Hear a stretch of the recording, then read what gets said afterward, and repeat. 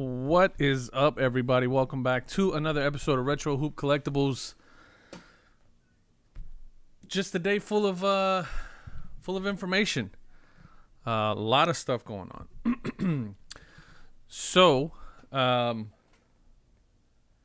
dial that down just a smidge. A little bit more. Check. There we go. All right.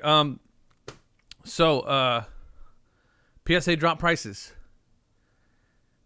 And in my opinion, that was not the best move. It just was not the best move. I really want to like PSA, but when they do stuff like this, it doesn't make me feel good. It doesn't give me warm and fuzzies, because I think they're doing it for all the wrong reasons. Is it a coincidence that they dropped this announcement the day after SGC announced that they were going to be making changes to their posted lead times and really not changing anything? I mean, they're still going to be within a 16 to 20, 25 day turnaround time. I don't think so. I mean, it could be a coincidence, but it's just too much of a coincidence to think that's the case. So let's take a quick look and see what the actual announcement is. Continues on all fronts. Successful appearance at the 41st National. It wasn't successful. I disagree with this statement, because it's clear. It's clear that it wasn't successful. You guys stopped producing. So it was not successful, in my opinion. Successful maybe because they made a lot of money. I'm sure they consider that as a success. But from my end, as somebody who's still waiting on his cards, it wasn't a success. So team remains relentless in its efforts to work through the backlog in Southern California. I'm happy to report that we are now grading more than 35,000 cards a day. I beg to differ. Actually, they're not too far off from that. If we take the last maybe 3 weeks, it's been 32,000 a day. Really more like, actually, I'll give them credit for that. They're off by about 5,000 a week. But yeah, roughly about 35,000 cards a week, which actually makes me feel good about the numbers that I've been presenting and the numbers that we've been pulling, which, I mean, they're coming straight from PSA. So it depends on where they're looking at. If they're looking at the last 3 weeks, okay, 35,000. If they look at the last 2 weeks, yeah, okay, 35,000. But if I look at the last 1, 2, 3, 4, 5, 6, it's closer to 30,000. So again, it really just depends on what you're looking at. If you're looking at the last 2 weeks, then okay, I'll give you 35,000. Granted, they did 37,000 last week, so that's pretty good. So anyway, I'll give them that. 35,000 cards a day, roughly. I'll give you that, which represents another significant benchmark in the company's history. Through additional hires, office growth, and expanded use of technology, capacity growth remains the number one objective at PSA. I'll give them that once again. Like I said, based on the data that I've been pulling, they've been doing pretty damn good. We started at the beginning of this with 111,000. The very, very, very first time I pulled data, 111,000. And now we're up to 186, close to 190, getting to 200,000. So that is, I've said this time and time again, to those of you who just say that I'd like to PSA bash, as a supply chain professional, that is impressive. Almost doubling your output within a matter of 2 or 3 months. That's pretty impressive, from an operational standpoint. So that's pretty good. So growth, okay, yada, yada, yada. Here's where it gets kind of dicey. As our daily capacity continues to grow, we accept more new orders. We are able to accept more new orders while still committing over 90% of our daily capacity to the backlog. Okay, so that was a very important piece of information to note there. So their daily output is about 37,000. Let's just stick with that 35,000 number, okay? 35,000. Okay, so if they're saying equals that times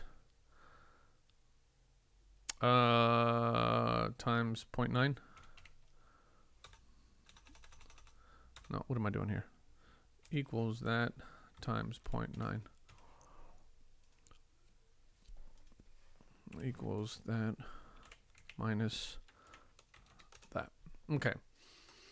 So, all right. So in his statement, he says, committing over 90% of our daily capacity to the backlog. This ability to accept more submissions means we can lower their service fee for express level submissions from 200 to 150, effective immediately. What's more, any pending express orders will be honored with this new price reduction as well. This is clearly a victory for collectors, as our complete through dates, which we know are complete dog shit, by the way, for express level orders are improving, and customers can expect to get their express orders back within 30 days moving forward.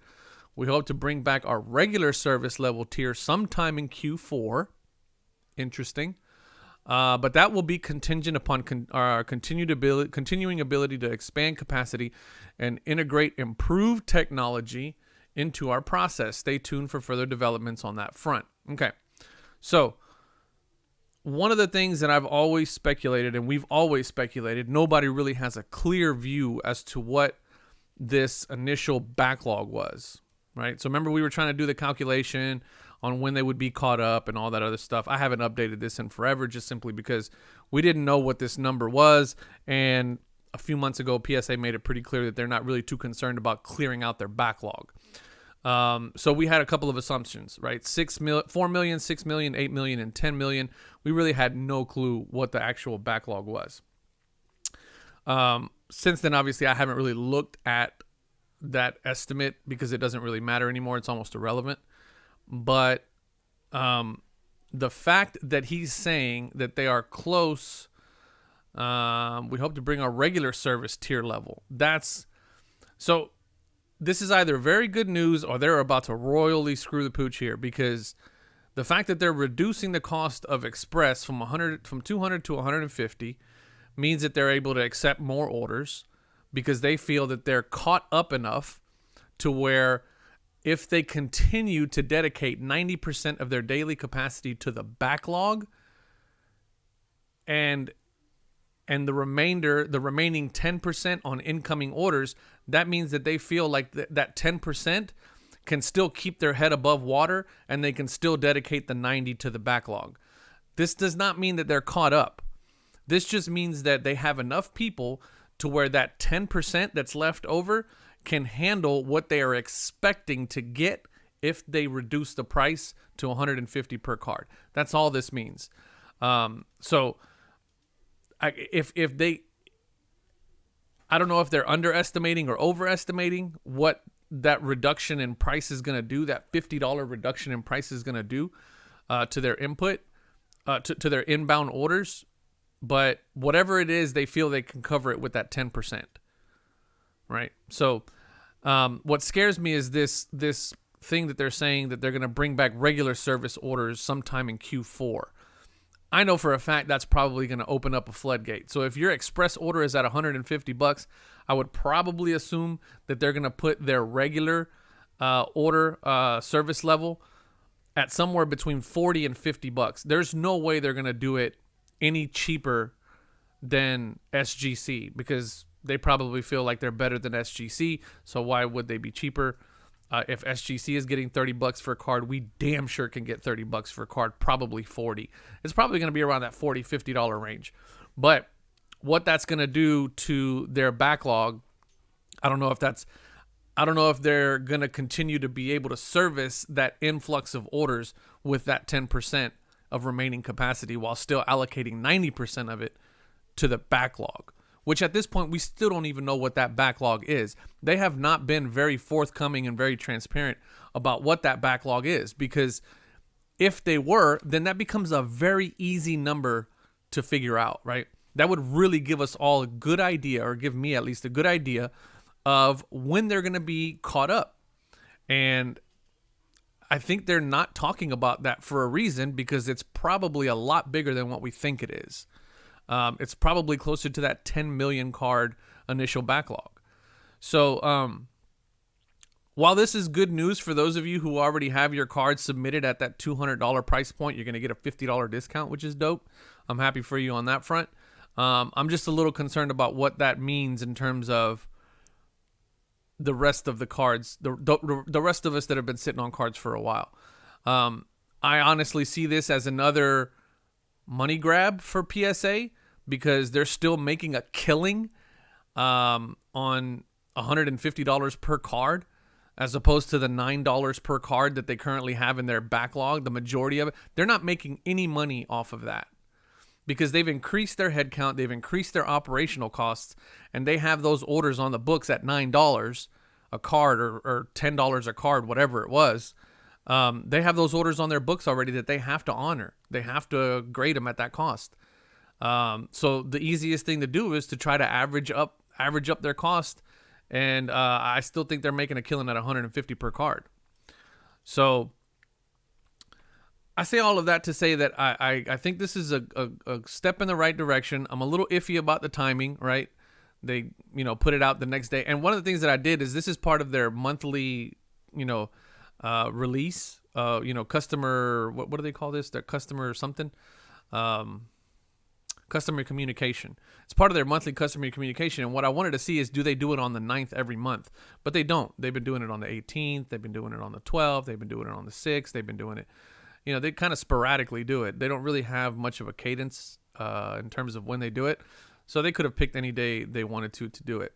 But again, I don't really like the idea that they're opening up yet because, again, there's still those of us that in the last video that I just did, the PSA update yesterday, you guys are telling me that there's several of you out there that have been waiting almost a year for your cards.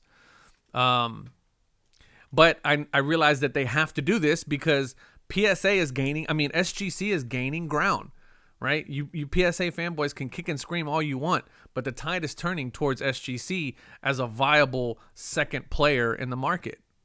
Prices on SGC cards are starting to gain a little bit more steam.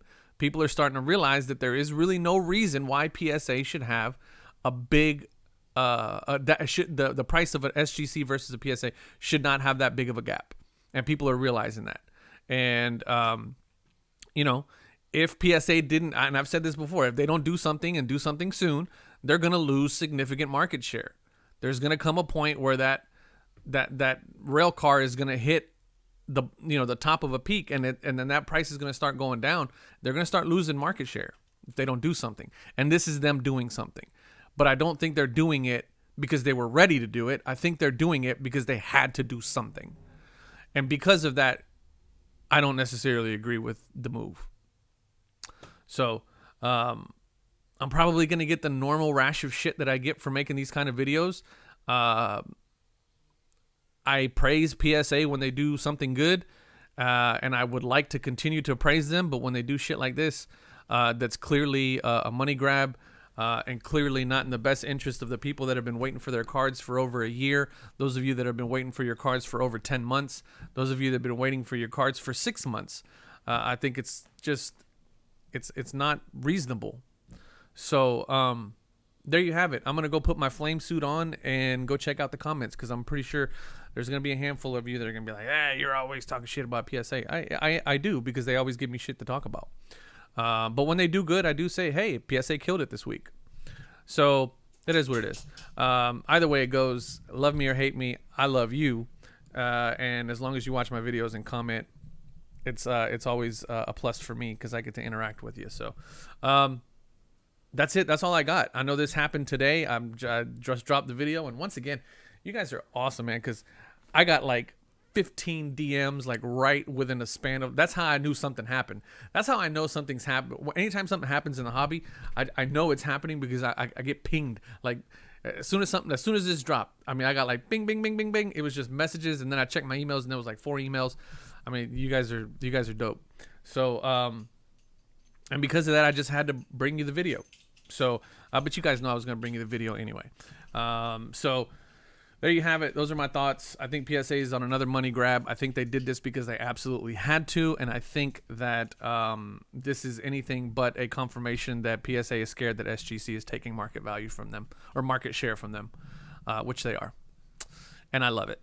So Thank you guys again for watching all of my videos. Hit the like button, hit the subscribe button, do all that good stuff. Follow me on Instagram at Retro Hoop Breaks. Join the Facebook group that's in the description. Check out Collect 3D Prints that sell all these awesome cases for your PSA slab or your SGC slab or your HGA slab or your CSG slab, or if you don't like slabs at all and you just put your cards in a card saver, not a card saver, in a mag case. He's got cases for that too. So as always, I love y'all, appreciate y'all. We'll catch you on the next video. Peace.